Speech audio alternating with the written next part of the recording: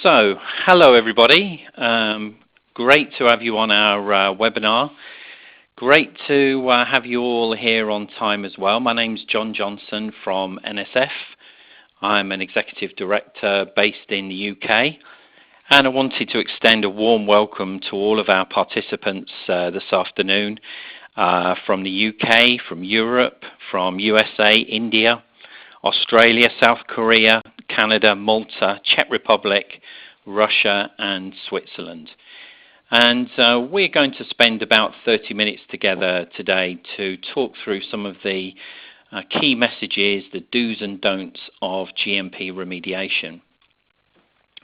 As you can see, I work for one of the leading GMP consultancies who work in the fields of specialist training, auditing and consultancy, specifically working in transformational projects that move companies from difficulty into a long-term sustainable growth, underpinning companies with remediation projects, education programs, and trying to shape the right type of culture that will deliver long-term sustainable success and growth within this business. As you can see, I've had some experience over the last 30 odd years of working with a number of pharmaceutical companies, both large and small, contract manufacturing organizations as much as innovator companies. And my experience as a quality director and vice president and also as a qualified person has meant that I've had some significant experience in managing GMP inspections from the regulators, particularly US FDA and also UK MHRA. So what we're going to talk about over the next half an hour or so is shown on the next slide. We're going to really unpack the reasons why a GMP remediation program may actually be needed. We're going to talk about the key objectives of a remediation program, and we're going to unpack the 5 attributes that your program must have if it's going to be sustainable and also achieve the key expectations of your executive management team and also the expectations of your regulators. We're also going to talk through the typical life cycle of a remediation program and unpack how you can get through to acceptance, action and evaluation as quickly as possible, making sure that whatever you do is both proportionate and timely and is sustainable for the long term. And then we're going to go through some stories that lead us to the top 10 must-dos in your remediation program. So when you think about the reasons why a remediation program is needed, there's actually 3 main reasons. And the first one is that actually you identified the risk yourself. So congratulations with that. It means that you've actually identified the risks ahead of other people finding it for you. And that's obviously the best place to be, because it means that your organization has not experienced a nasty surprise or an unbudgeted project. It means that your systems have actually found this area for improvement itself. Of course, alternatively, you may find that somebody else has identified that risk for you, in so much as a corporate quality team or a client GMP inspection or a regulatory inspection has identified an area of risk that you weren't aware of. And that can obviously be a tough situation to manage because it's often unbudgeted. It can be a nasty surprise, and it may be an unforeseen risk that you've not been able to work on previously. But I guess being positive as well, at least you now know that there's an area that you need to focus on. And of course, the third reason for GMP remediation programs is maybe that you identified the risk, you were working on the CAPA, but for a variety of reasons that CAPA hadn't been completed on time, and somebody has identified this gap and identified that you've got work in progress, or maybe even that work that's in progress has gone late against its target completion date.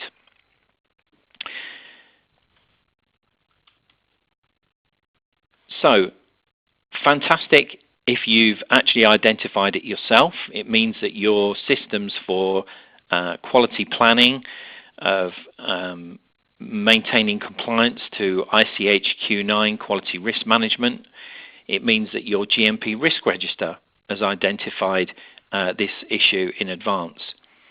It also could be showing you that your internal audit program is working well, and that your surveillance processes, both at the shop floor and during auditing, are finding issues ahead of them becoming crises, and that's got to be a good thing. But if somebody else has identified that risk for you, of course, you ought to be asking yourself why. Why, and why? What led to you missing this risk? What led to you not identifying this risk in advance? What piece of knowledge or insight or expertise or experience was deficient that led to you not seeing this rock in the road or issue that needs to be fixed? And then, of course, the third possibility for needing the GMP remediation program is that, in fact, your program had not been completed according to its target completion dates. So you may ask yourself, what resource management issues led to this? Had the company evaluated the risk accurately and had assigned the correct resources and expertise to it? Or indeed, was it just a question of timing that the audit team came during work in progress, where you're already working on the remediation plan, but it hadn't yet come to its natural endpoint? So obviously, it makes an awful lot of sense if you're actually identifying your own risks in advance, planning out your own remediation programs, rather than relying on somebody else to find them for you, particularly when that someone else may be a regulatory inspector. So when you think of your remediation program, what are you actually trying to achieve?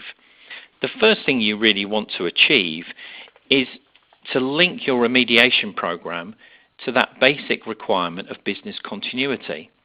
We often talk about quality management systems being what keeps a company in perpetual GMP inspection readiness.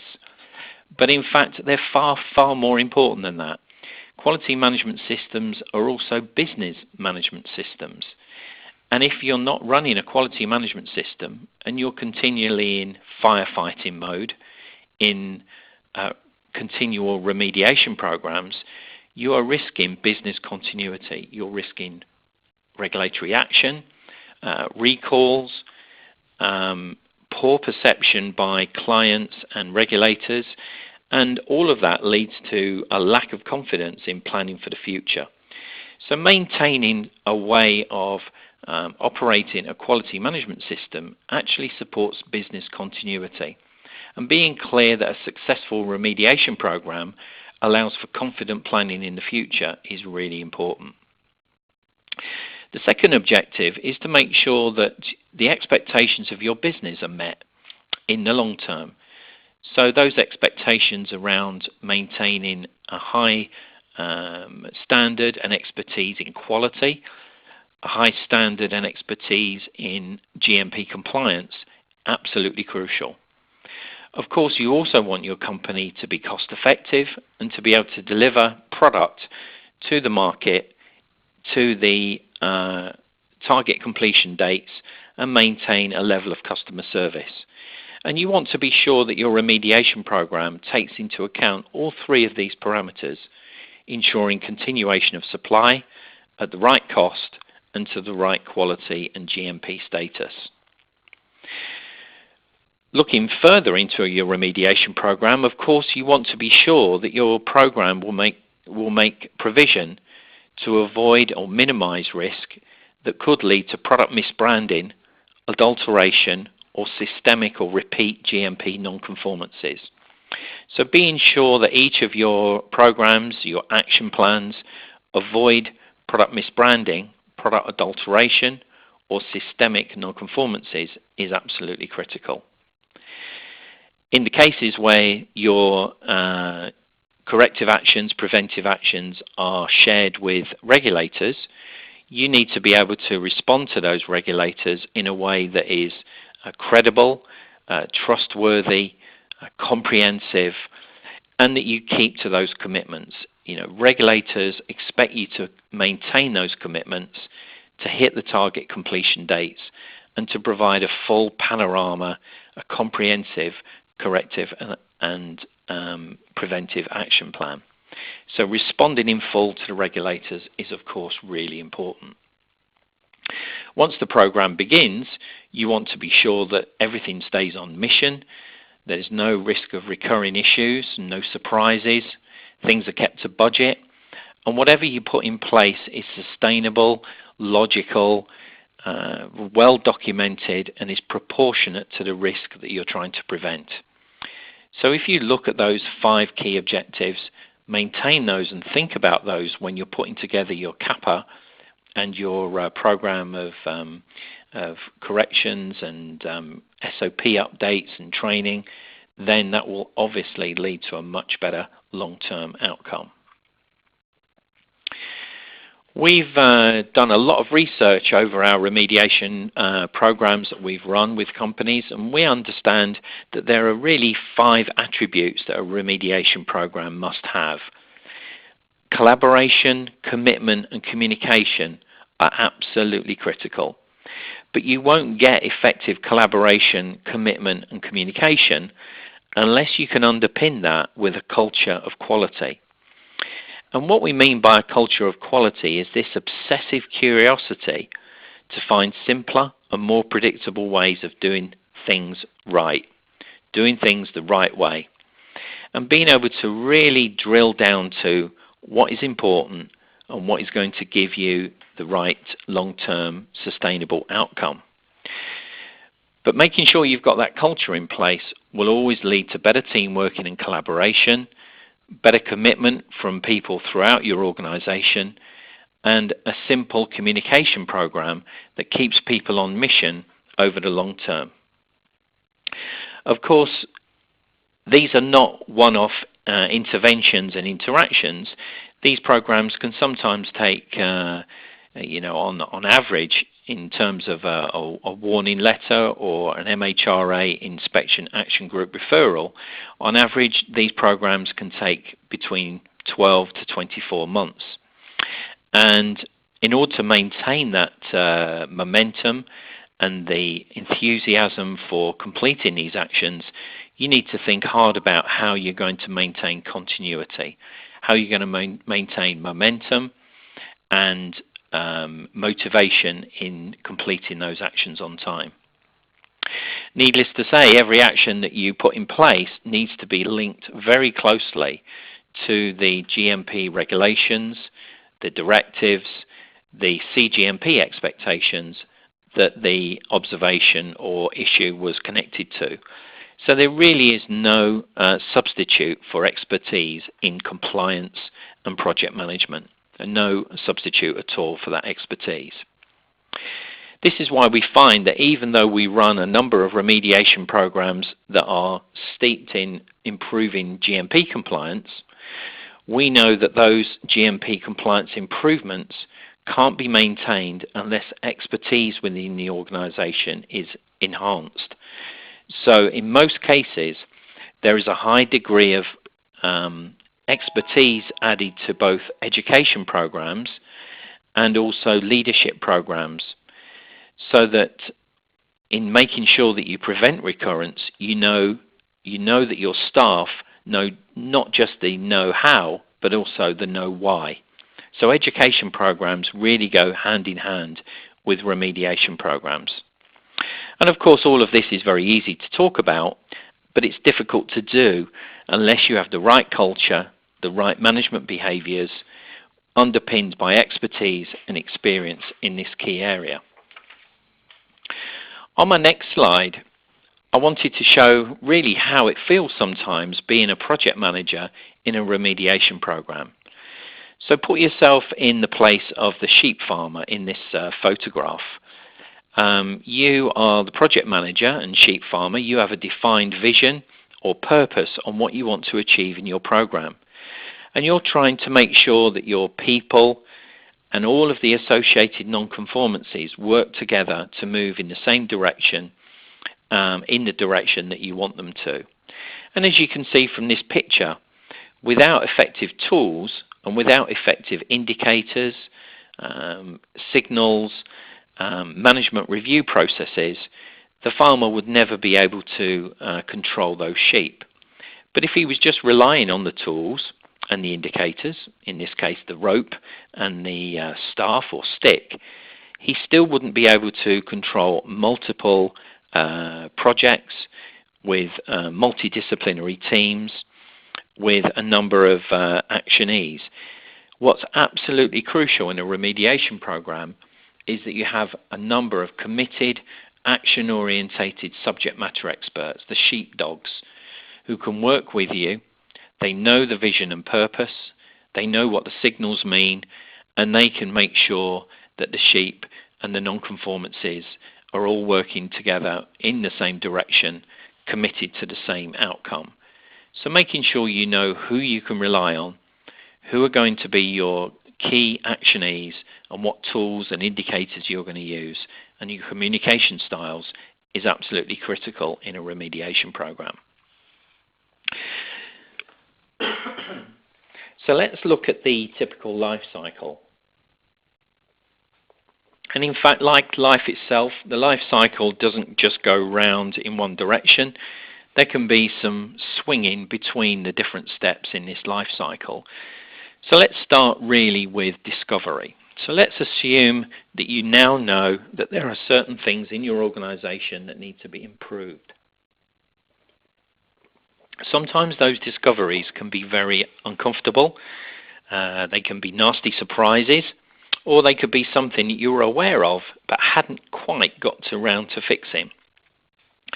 And when you get to that moment of discovery and you share that discovery with your colleagues, sometimes you can see around the room and within your team a feeling of disbelief, a feeling of denial, even some anger being displayed amongst your team. And that's quite natural. And sometimes people will try to defend things that they really shouldn't even try to defend. You know, trying to defend the indefendable only leads to stasis and inactivity. So there's often a period in this whole process where you have to get beyond the denial into acceptance as quickly as possible. But often we find in this life cycle that there is a period where actually there is stasis, that once disbelief and denial has been completed and people have moved on, they feel becalmed. They're not sure which direction to go in. They're like a yacht on a calm sea with no particular direction to go into.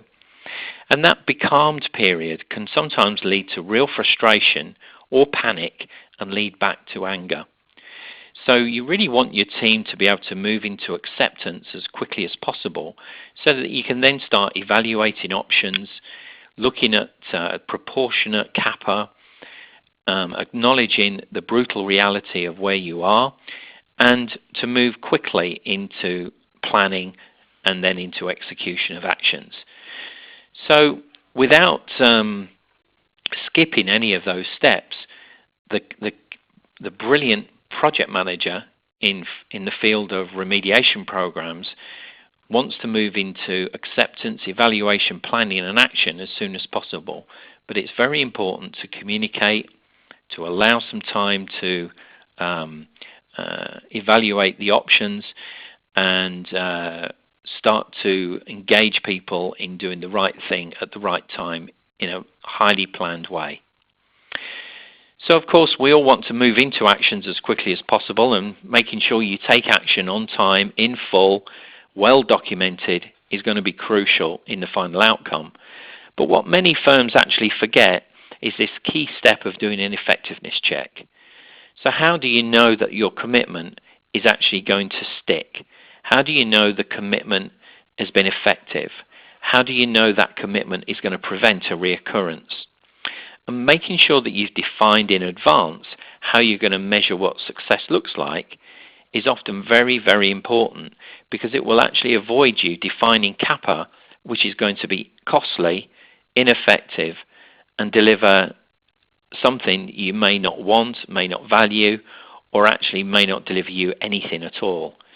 So having the real discipline in defining effectiveness checks up front can really make sure that you spend your dollars and your time and your people's energies in the right areas for the right reasons.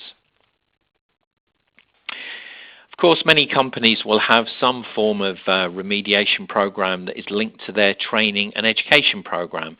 We do something very similar at NSF, where we can utilize this simple cycle of quality planning, appraisal, audit preparation, CAPA, so that ultimately you get to a place of perpetual inspection readiness. And we link in our programs as well a section in this life cycle that allows time for proper simplification and review of business effectiveness, because we are passionate about making sure that every process in the pharmaceutical quality system is as simple as possible, because we know that simple is always going to lead to better compliance.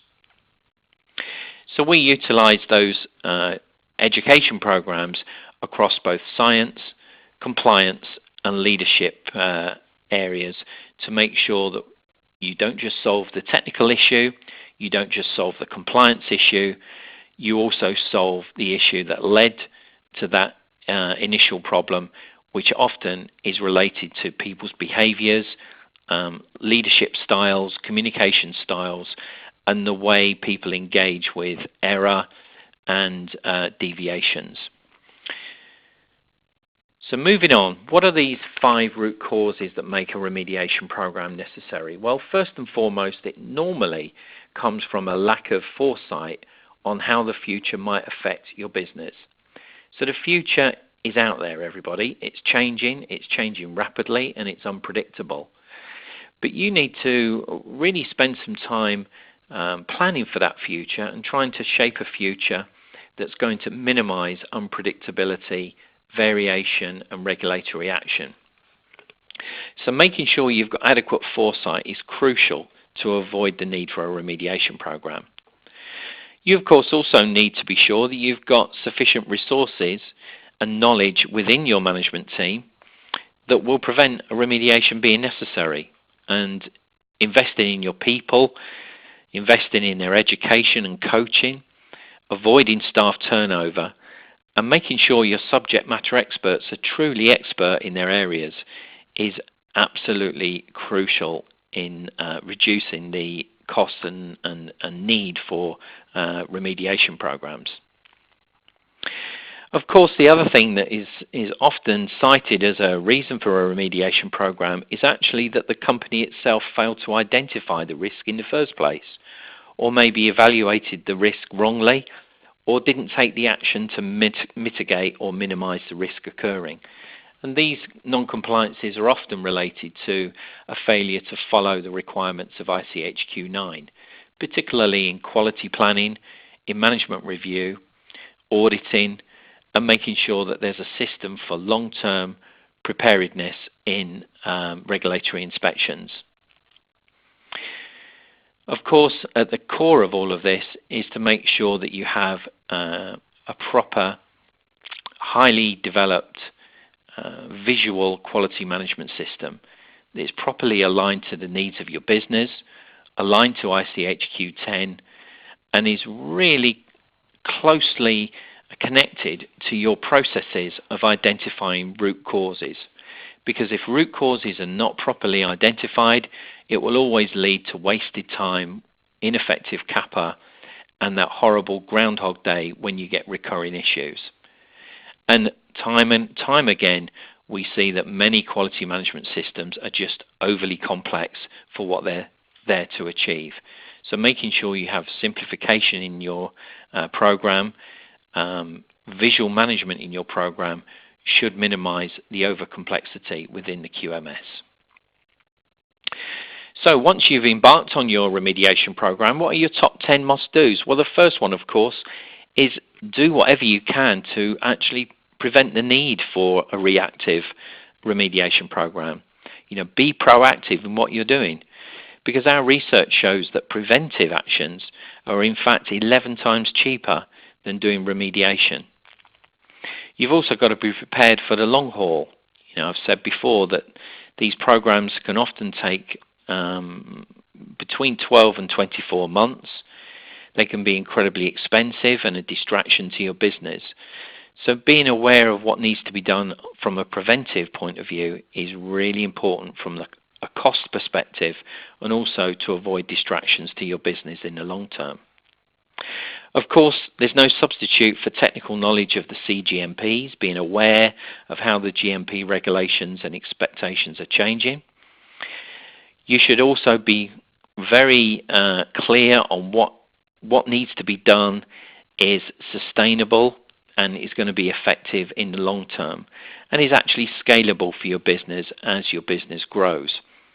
And being clear about that with your staff actually helps them come along with you, because if they know that they're spending their time on something that's worthwhile, that's sustainable, that's clear and logical, you'll bring them with you. And bringing your staff with you is crucial. And in doing that, you actually help them grow and understand the know why as much as the know how. Of course, simplification is going to strengthen your quality management system, and being able to take a step back and look at the panorama of your quality system and confirm that it is simple and right-sized for your business is absolutely important too. Needless to say, your commitments that you make to yourself, to the regulators and to your clients need to be specific, easily measured, action-orientated and realistic. And you have to keep to those commitments. The only reason why you shouldn't keep to a commitment is because you've actually identified, with the benefit of hindsight, better ways of doing it. So if you can find better, more expansive, more preventive ways of remediating, that's fine, but you have to keep to your original commitment. Of course, in the future, whoever has been involved in a remediation program knows that you need to prove that those actions have been completed, and keeping meticulous records of these actions so that you can see exactly how it was done, when it was done, and to what effect is important for you in the long term. So be clear on what you've done and how it's demonstrably meeting the CGMPs. And of course, the final thing, and there's no substitute for this in a remediation program, you need to have some great project management skills. Management skills of planning, of execution, and then recognizing when things are going well. And when things go well, it's great to be able to give positive, immediate consequences, recognition, thanks, making sure that people are rewarded in some way for meeting those commitments. And equally, of course, when things go wrong, when things go late, or things were not done to the right standard, there has to be some recognition of those situations as well, so that we can get that program back on track. So, when we've looked at the high-performing companies who do remediation programs, we've identified these 5 areas as areas of excellence. So making sure teams are developed, that there's a degree of organizational development and education, that there is proper risk management to ICHQ 9, that the company has a culture for completing actions on time with effective project management, a way of simplifying and making lean any commitments and programs, and of course maintaining technical expertise is critical in running any business to a long-term sustainable standard. So my message to you really is don't let that hand sleep. Look at those 5 areas. Find out for yourself where you're excellent in those 5 areas and where you can improve. Evaluate those areas.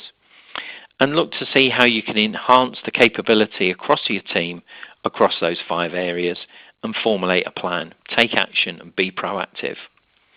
And ultimately, when you've taken those actions, verify that those actions have really given you what you set out to achieve. And of course, I would certainly say keep in touch with us. There's the web link to our remediation program information.